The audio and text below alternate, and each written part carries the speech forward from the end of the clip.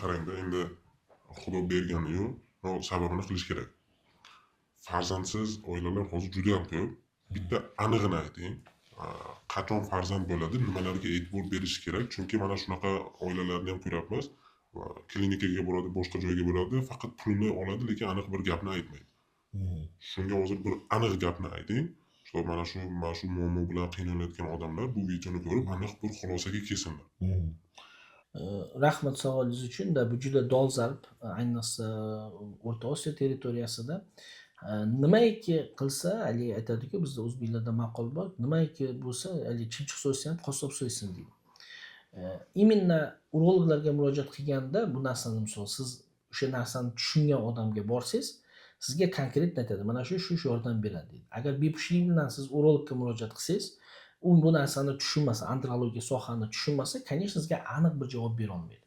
Ya'ni spermogrammangizni ko'radi, qanaqadir dori, varikotseliz topib davolashligi mumkin. Shuning uchun любой bepushtlik bilan keladigan har bir bemorda oldida 3 ta savol qo'yiladi. Shu любой andrologda shu savol bo'lishi kerak. Birinchi savol: bemorda farzand bo'ladimi, bo'lmaydimi? Bo'ladigan bo'lsa, ikkinchi savol qanaqa yo'l bilan? Sun'iy yo'l bilan yo tabiiy yo'l bilan? Oxirgi savolda ham umuman farzand bo'lmaydi. Shu savolga javob berishlik uchun biz bemorda именно shu jinsiy gormonlarni, ya'ni именно bepushtlikka ta'sir qilgan tizimni tekshirishimiz kerak. Bu tizim u boshqa joydan boshlanmaydi, pochkadan yoki bo'lmasam miyadan. Birinchi navbatda bu tuxumdan. Har bitta narsani o'zini joyi bor, paydo bo'lgan joyi. Tuxumning ichida urug'lar paydo bo'ladi. Birinchi navbatda tuxumni ko'rish kerak. Ikkinchisi, prostata bezidan qanday o'tadi? Shamollash bormi? Jinsiy yuqumli kasalliklar, jinsiy gormonlar, agar azospermiya bo'lsa, urug'lar nol bo'lsa, genetik analizlar, hammasini ko'rganimizdan keyin, ya'ni to'liq bir bemorni biz kamida 1 oy davomida tekshirishimizdan keyin aytishimiz mumkinki, aniq unda nima, agar og'ir turi bo'lsa, yengil turi bo'lsa 2-3 haftada biz aytishimiz mumkin.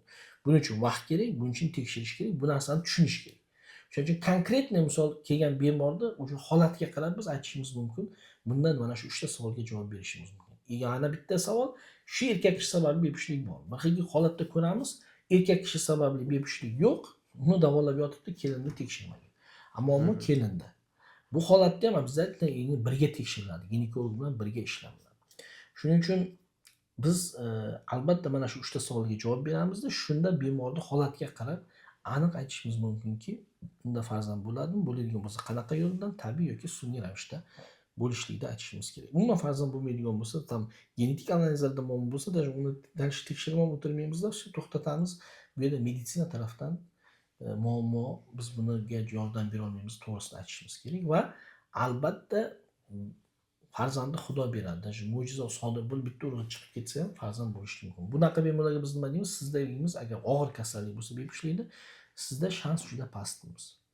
Chunki farzandni Xudo beradi, biz bermaymiz.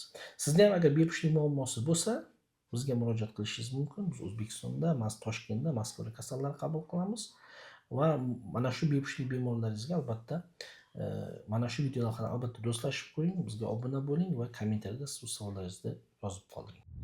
Jungle.